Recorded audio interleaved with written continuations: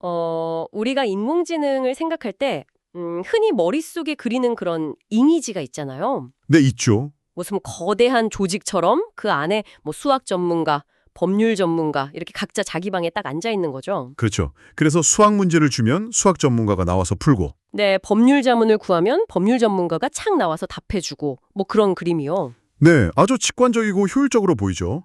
그런데 오늘 우리가 좀 깊게 들여다볼 자료가 있거든요. 아, 네. 바로 여러 전문가를 섞어 쓰는 이른바 전문가 혼합, MOE 모델의 내부를 들여다본 한 연구 논문인데요. 이걸 보면 어쩌면 그게 완전히 우리의 착각일 수 있겠다, 이런 생각이 들게 합니다. 착각이요? 네, 실제 AI의 머릿속은 우리가 상상한 거랑은 아예 다른 방식으로 돌아가고 있었거든요. 와, 그건 정말 흥미로운데요. 저는 당연히 각 분야 전문가들이 자기 일을 딱딱 나눠서 할 줄 알았는데 말이죠. 대체 이 복잡한 AI 모델 안에서 진짜 무슨 일 벌어지고 있었던 건가요? 그러니까 기존에는 보통 이렇게 이해했어요. 어떤 질문이 딱 들어오면 라우터라는 일종의 교통경찰이 있는 거죠. 교통경찰이요? 네, 그래서 질문의 성격을 싹 파악해서 이건 수학 문제네, 수학 전문가 팀에게 보내야지. 아니면 이건 역사 질문이니까 역사 전문가한테. 이렇게요. 딱 일을 배분해주는. 그렇죠. 일종의 분할 정복 방식이라고 믿어왔죠. 그런데 그게 아니었다는 거잖아요. 연구를 통해서 뭘 발견한 거예요? 바로 그겁니다.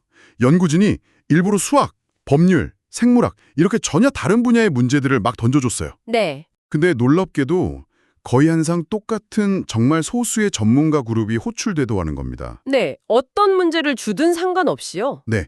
그래서 연구진이 이 만능 해결사 그룹의 별명까지 붙였어요. 상임위원회다고요. 상임위원회요.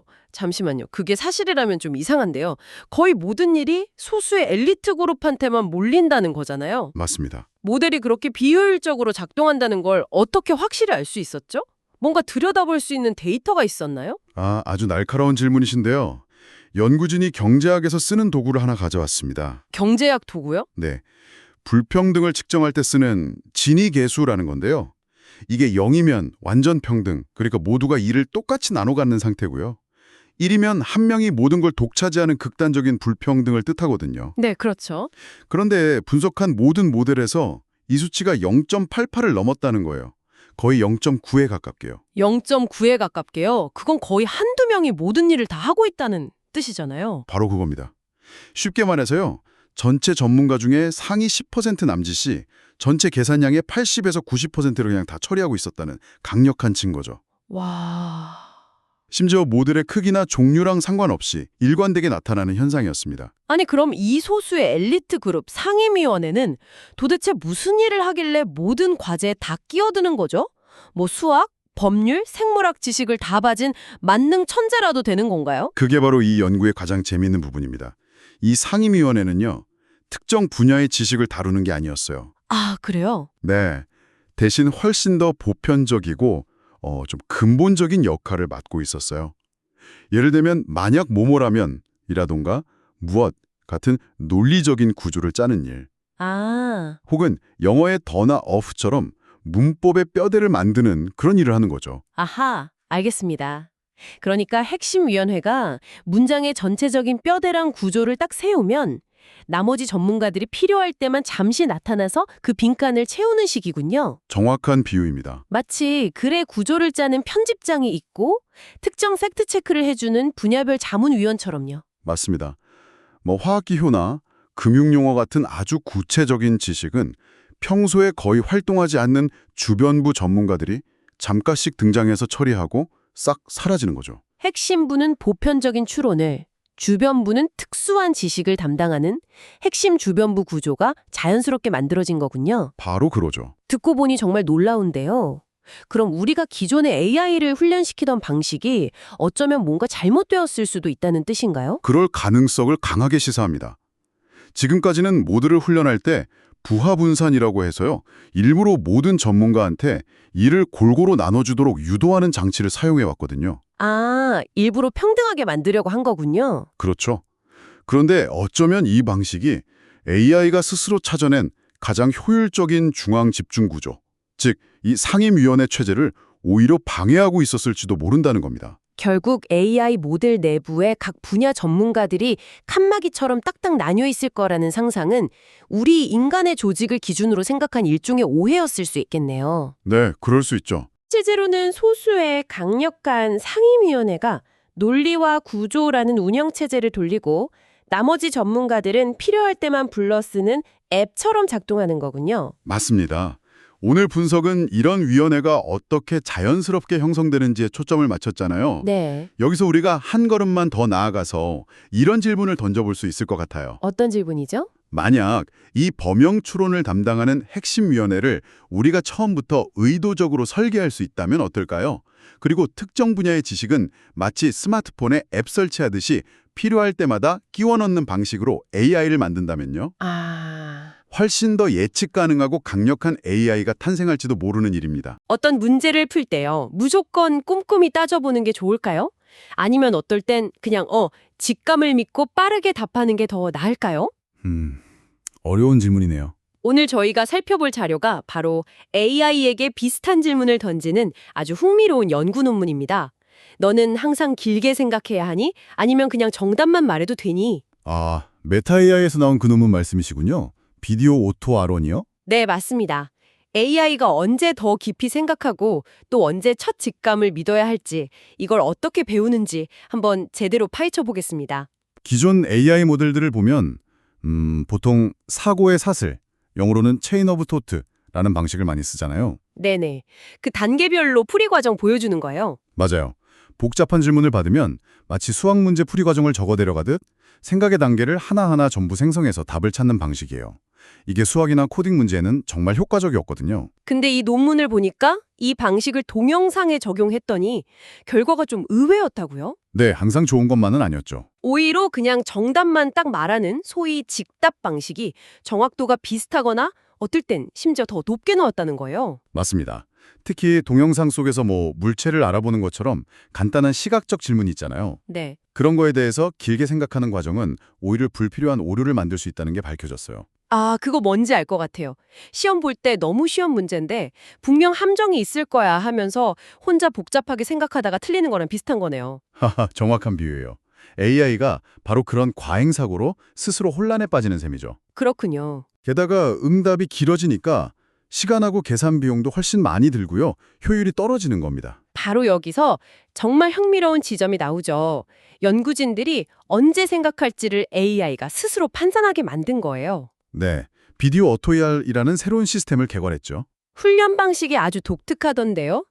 한 번 생각하고 두 번 답하기 패러다임이라고요? 네, 훈련 과정이 이렇습니다. AI가 일단 빠른 초기 답변을 내놔요. 초안처럼요? 그렇죠. 초안을 내놓고 그다음 단계별 추론 과정을 생성해요. 그리고 마지막으로 그 추론을 바탕으로 검토된 최종 답변을 내놓도록 학습하는 겁니다. 아, 이 과정에서 두 답변 모두 정답이랑 비교하면서 평가를 받으니까 빠르고 정확한 답을 내는 능력하고 또 깊은 사고로 답을 개선하는 능력을 동시에 배우게 되는 거죠. 초안이랑 최종안을 모두 쓰는 법을 배운다니 재밌네요. 근데 그게 좀 위험하지 않나요? AI가 섣불리 이건 쉽네? 하고 간단한 답을 냈는데 그게 틀리면 어떡하죠? 아주 중요한 질문이에요. 이 자신감을 어떻게 조절하는지가 핵심일 것 같은데요? 바로 그 부분이 이 시스템의 핵심입니다. 신뢰도 기반 조기 종료라는 방식을 쓰거든요. 신뢰도 기반이요? 네, AI가 내놓은 첫 번째 빠른 답변에 대해서 스스로 신뢰도 점수를 계상해요. 만약 이 점수가 아주 높으면 내 답이 거의 확실해 라고 판단하고 거기서 그냥 답변을 멈추는 거죠. 와, 되게 효율적이네요. 그렇죠. 반면에 신뢰도가 낮으면 이건 좀 어려운 문제인데 라고 인지하고 전체 추론 과정을 거쳐서 더 신중하게 검토된 최종 답변을 내놓는 거고요. 논문에 나온 구체적인 사례를 보니까 딱 이해가 되더라고요. 그 확률 문제 말씀이시죠? 네, 복잡한 확률 문제를 다루는 강의 동영상을 보여줬더니 AI의 첫 답변은 틀렸어요. 오답이었죠. 근데 스스로 계산한 신뢰도가 낮았던 거예요. 그래서 멈추지 않고 바로 추론 모드를 활성화시킨 거죠. 네. 관련 공식을 쫙 작성하고 단계별로 계산을 수행한 끝에 결국 초기 실수를 바로잡고 정답을 찾아냈습니다. 스스로를 의심할 타이밍을 정확히 아는 거죠. 반면에 셔츠 접는 법 같은 아주 간단한 동영상 있잖아요. 네네. 여기서는 99%라는 아주 높은 신뢰도로 정답을 내놓고 바로 답변을 마쳤고요. 와, 마치 우리가 굳이 생각할 필요도 없는 일은 바로 처리하는 것과 비슷하네요. 맞습니다. 이 AI가 이제 일의 경중을 판단하기 시작했다고 볼 수 있는 거죠. 정말 놀랍네요. 결과적으로 이 모델은 최고 수준의 정확도를 유지하면서도 평균 응답 길이를 무려 3.3배나 줄여서 효율성을 엄청나게 높였어요. 3.3배나요? 네. 시각 중심의 쉬운 문제에서는 생각 모드로 25%만 쓰고 복잡한 추론이 필요한 어려운 문제에서는 51%까지 활성화하면서 지능적으로 자원을 조절한 겁니다. 자, 그럼 이 모든 게 우리한테 뭘 의미할까요? 저는 진정한 지능이라는 게 단순히 정보를 막 많이 처리하는 능력이 아니라 그렇죠. 문제의 난이도를 파악하고 어떻게 접근할지 아는 효율성, 그리고 판단력, 여기에 있다는 걸 보여주는 것 같아요. 맞습니다. AI가 일종의 메타인지, 그러니까 자신이 뭘 알고 뭘 모르는지 판단해서 언제 더 깊이 생각해야 할지 결정하는 능력, 이걸 배우기 시작했다는 아주 중요한 신호로 볼 수 있습니다. 마지막으로 청취자분께 생각해 볼 만한 질문을 하나 던져드리고 싶네요. 만약 여러분이 AI 비서를 쓴다면 모든 질문에 항상 길고 상세한 설명을 덧붙이는 비서와 언제 간단하고 자신감 있는 답변만으로 충분한지 스스로 아는 비서, 여러분은 어떤 쪽을 더 신뢰하시겠어요? 안녕하세요. 자, 지난 1월 15일에 막을 내린 CES 2026. 저희가 테크크런치 기사를 바탕으로 그 핵심만 한번 쏙쏙 뽑아보겠습니다. 올해 CES는 한마디로 이거였던 것 같아요. 네. AI가 이제 그냥 똑똑한 소프트웨어가 아니라 진짜 우리 현실로 걸어 나오기 시작했다는 거요. 네, 맞아요. 작년까지만 해도 뭐 AI 에이전트니 뭐니 해서 눈에 안 보이는 경쟁이 진짜 치열했잖아요. 그랬죠. 근데 올해는 그 AI를 어떻게 하면 우리 손에 잡히는 그런 물리적인 형태로 만들까? 바로 이 물리적 AI가 단연 화두였습니다. 그 중심에 역시나 엔비디아가 있었죠. 네, 뭐랄까, 로봇 세계에 안드로이드 OS처럼요. 범용 로봇을 위한 아주 거대한 인프라를 구축하겠다. 이런 야망을 그냥 숨기질 않더라고요. 바로 그 지점이 정말 흥미로운데요. 이게 그냥 말로만 끝나는 게 아니라는 걸 보여주는 사례가 딱 나왔어요. 아, 어떤 거죠? 그 건설 장비 회사 캐터필러 아시죠? 네, 알죠. 캐터필러가 엔비디아 기술을 써서 굴착기에 AI 어시스턴트를 도입한 거예요. 그러니까 AI가 진짜로 흙을 파고 땅을 고르는 현실 세계로 들어온 거죠. 와, 그뿐만이 아니잖아요. 우리한테 익숙한 그 로봇계 스팟의 보스턴 다이나믹스. 네네. 거기서 휴머노이드 로봇 아틀라스를 훈련시키는데 구글의 AI 기술을 쓴다는 소식도 있었고요. 와, 이건 진짜 공상과학 영화에서 보던 게 현실이 되는 느낌이었어요. 그렇죠. 그러니까 거대한 플랫폼 기술이 실제 산업 현장이랑 최첨단 로봇 연구에 바로바로 적용되는 모습을 이번에 제대로 보여준 셈이죠. 근데 이런 거대한 로봇들만의 이야기는 아니었잖아요. 네. 오히려 우리가 매일 쓰는 PC나 자동차 이런 데 AI가 들어오는 게 더 와닿을 것 같은데요? 맞아요. AMD가 발표한 라이젠 AI 400 시리즈 프로세서가 딱 그런 경우죠. 아, PC를 그냥 개인용 AI 기기로 만들겠다? 네, 그런 선언이었고요. 자동차 업계도 완전 똑같았어요. 포드가 구글 클라우드 기반의 AI 어시스턴트를 2027년까지 차에 넣겠다고 발표했거든요. 근데 기사를 보니까 좀 재미있는 게 포드가 그래서 운전자가 뭘 할 수 있는데요? 이 질문에는 거의 답을 안 했다면서요. 정확합니다. 뭐랄까, 기술은 있는데 아직 쓸모는 못 찾은 느낌? 딱 그거죠. 기술의 발표랑 그게 실제 사용자한테 얼마나 유용한 경험을 주느냐, 이 사이에는 여전히 좀 간극이 있다는 걸 보여주는 대목입니다. 우리 차에도 AI가 있다는 마케팅, 그 이상의 가치를 어떻게 만들지가 앞으로 숙제가 될 거예요. 물론 CS 하면 이런 거창한 미래 기술만 있는 건 아니죠. 그 특유의 재미있고 가끔은 좀 기묘하게까지 한 제품들을 빼놓을 수가 없잖아요. 그렇죠. 그 재미가 있죠. 저는 개인적으로 클릭스 커뮤니케이터 이게 눈에 딱 들어오더라고요. 아, 그 블랙베리 떠올리게 하는 물리 키보드 달린 스마트폰이요? 네, 맞아요. 저도 옛날에 블랙베리 정말 좋아했었는데 다시 보니까 너무 반갑더라고요. 이 딸깍하는 느낌이 주는 안정감이 있잖아요. 있죠, 있죠. 현장에서도 디자인이나 손에 쥐는 느낌이 아주 좋다는 평가가 많았다고 하고요. 그런가 하면 LG의 가정용 로봇 클로이드는 좀 우픈 상황이었죠. 아, 그거요. 발표는 엄청 화려했는데 막상 시연에서는 셔츠랑 크로아상을 매우 조심스럽게 옮기느라 너무 느려서 오히려 답답했다는 평이 있더라고요. 하하, AI 집사가 되기에는 아직 갈 길이 좀 멀어 보이네요. 네, 그리고 게임 주변 기기로 유명한 레이저가 책상 위에 AI 아바타를 띄우는 프로젝트 ABA를 공개한 것도 참 레이저다운 발상이었어요. 맞아요.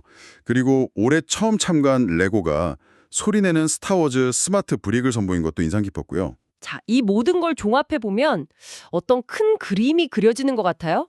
네, 그러니까 엔비디아, 구글, AMD 같은 이런 거대 기업들은 AI라는 미래를 위한 운영체제나 플랫폼을 깔고 있는 거고요. 그리고 자동차 회사, 가전 회사, 심지어는 장난감 회사까지 각자 자기 영역에서 그래서 우리가 이 기술로 뭘 할 수 있지? 이걸 엄청 치열하게 실험하고 있는 모습이었네요. 바로 그거죠. CS2026은 그 거대한 실험의 현재를 보여준 그런 장이었던 셈입니다. 자, 그럼 마지막으로 청취자 여러분께서 한번 생각해 볼 만한 질문을 던지면서 마무리할까 합니다. 기사에서 레트로 미학이라는 표현이 나오고 또 방금 얘기한 물리 키보드를 되살린 클릭스가 화제가 된 점이 참 흥미롭지 않나요? 그러네요. AI는 점점 더 기술을 우리 눈에 보이지 않게 뭐랄까 공기처럼 만들고 있는데 동시에 우리는 이렇게 손으로 만지고 누르는 물리적인 감각을 그리워하고 있단 말이죠. 이 서로 반대되는 흐름이 과연 우리가 기술과 맺는 관계에 대해 무엇을 말해주고 있는 걸까요? 안녕하세요. 오늘 저희가 좀 깊게 파볼 이야기는요. 클라우드 모니터링 회사 데이터도그에 대한 겁니다. 네. 이 회사가 오픈 AI의 코덱스, 그러니까 GitHub 코파일럿의 기반이 되는 바로 그 AI 모델이죠. 맞습니다. 이걸 사용해서 코드 리뷰라는 아주 중요한 과정을 어떻게 혁신하고 있는지 한번 들여다보겠습니다. 그래서 여기서 던져볼 질문이 바로 이겁니다. AI가 그냥 시간 좀 아껴주는 걸 넘어서요. 아주 숙련된 인간 전문가조차 놓칠 수 있는 그런 시스템 전체의 위험을 미리 볼 수 있다면 어떨까? 어쩌면 코드 리뷰의 목적 자체가 달라질 수도 있지 않을까요? 네, 그렇죠. 이게 사실 복잡한 소프트웨어 시스템에서는 코드 리뷰가 정말 중요하면서도 엄청 어려운 일이거든요. 어렵죠. 보통은 시스템 전체를 꿰뚫고 있는 정말 소수의 시니어 엔지니어한테 의존하게 되는데 이분들 시간은 한정되어 있잖아요. 그렇죠. 그 전문 지식을 팀 전체로 넓히기도 어렵고요. 이게 고질적인 병목 현상이었어요. 바로 그 병목 현상이요. 데이터 도구한테는 안정성이 고객 신뢰랑 바로 연결되니까요. 물론이죠. 그런데 기존에 있던 AI 코드 리뷰 도구들은 너무 피상적인 문제만 짚거나 쓸데없는 알림이 너무 많았다고요. 그래서 엔지니어들이 그냥 꺼버리고. 맞아요. 양치기 소년 같은 거죠. 진짜 문제는 뭐냐면 거대한 시스템에서는 아주 작은 코드 변경 하나가 나비 효과처럼 예상치 못한 데서 큰 사고를 터뜨릴 수 있다는 거예요. 인간 리뷰어가 모든 변경 사항의 그 파급 효과를 머릿속에서 다 시뮬레이션 한다는 건 사실상 불가능에 가깝습니다. 그렇다면 데이터 도구는 그 한계를 어떻게 돌파했을까요? 코덱스는 대체 뭐가 달랐길래 엔지니어들이 읽을 가치가 있다 이렇게 평가를 한 건가요? 핵심은 바로 맥락을 이해했다는 점이에요. 맥락이요? 네. 코덱스는 단순히 문법 오류, 이런 걸 잡는 게 아니고요. 이 코드 변경이 시스템 전체에 어떤 영향을 미칠지 그걸 추론하기 시작한 거죠. 데이터 도그의 엔지니어링 매니저 브래드 타터가 이런 말을 했어요. 프로그램의 더 큰 맥락 안에서 변경 사항을 고려하는 최초의 도구였다고요. 더 큰 맥락이라. 혹시 좀 와닿을 만한 예시가 있을까요? 그럼요. 예를 들어보죠. 한 엔지니어가 데이터베이스 조회 코드를 살짝 바꿨다고 쳐요. 네. 인간 리뷰어가 보기엔 더 효율적이고 깔끔해 보이니까 승인할 수 있죠. 네. 근데 코덱스는 시스템 전체를 보고 이렇게 경고를 하는 겁니다. 어떻게 말이죠? 이 코드는 평소엔 괜찮지만 트래픽이 몰리는 피크 타임에 실행되면 핵심 사용자 인증 테이블 잠가버려서 사이트 전체의 로그인이 마비될 수 있습니다. 이렇게요. 와. 이건 인간이 10대 놓치는 2차, 3차 효과죠. 와, 그건 정말 소름 돋는 수준의 통찰력이네요. 근데 그게 그냥 좋은 느낌인지 아니면 실제 효과가 있는지는 어떻게 증명했을까요? 아주 흥미로운 테스트를 했습니다. 어떤 테스트요? 과거에 실제로 시스템 장애를 일으켰던 코드들을 다시 가져온 거예요. 물론 인간 리뷰어는 통과시켰던 코드들이죠. 이걸 가지고 코덱스한테 다시 리뷰를 시켜본 겁니다. 일종의 사고 재현 테스트였어요. 결과가 어땠나요? 정말 놀라웠습니다. 분석했던 과거 사고들 중에서 약 22%에 대해서 당시 엔지니어들이 코덱스의 이 피드백이 그때 있었다면 사고를 막을 수 있었을 것이라고 확인했거든요. 22%면 잠깐만요. 그럼 반대로 생각하면 78%는 놓쳤다는 뜻이기도 하잖아요. AI에 너무 의존하게 될 위험은 없을까요? 아, 정말 좋은 지적이세요. 그리고 이게 바로 이 이야기의 핵심입니다. 핵심이요. 네. 코덱스는 인간을 대체하는 게 아니에요. 인간 리뷰어가 놓치는 부분을 찾아주는, 그러니까 다른 관점을 가진 동료에 가깝다는 거죠. 아, 서로 보완해 주는 거군요. 그렇죠. 인간은 인간의 방식으로, AI는 AI의 방식으로 서로를 보완해 주는 겁니다. 아, 그러니까 이제 코드 리뷰의 목적 자체가 단순히 버그를 잡는 것에서 시스템 전체의 위험을 관리하는 것으로 바뀐 거군요. 정확합니다. 지금 1000명이 넘는 데이터 도구 엔지니어들이 코덱스를 쓰면서 그런 문화가 만들어졌어요. 문화의 변화까지? 네. 덕분에 시니어 엔지니어들은 이제 자잘한 오류 찾기에서 해방돼서요. 더 큰 그림, 그러니까 아키텍처나 설계 문제에 집중할 수 있게 됐고요. 코드 리뷰가 단순 품질 검사에서 핵심적인 안정성 관리 시스템으로 뭐랄까 격상된 셈이죠. 정리하자면 데이터 도구의 사례는 AI를 통해 시간을 절약하는 걸 넘어서 인간의 시야를 확장시켜서 코드 리뷰의 패러다임 자체를 바꾼 거네요. 맞습니다. 어떤 엔지니어는 버그를 찾기 위해 무한한 시간을 가진 가장 똑똑한 동료랑 일하는 것 같다고 표현했던데요. 네, 바로 그 표현이 딱이죠.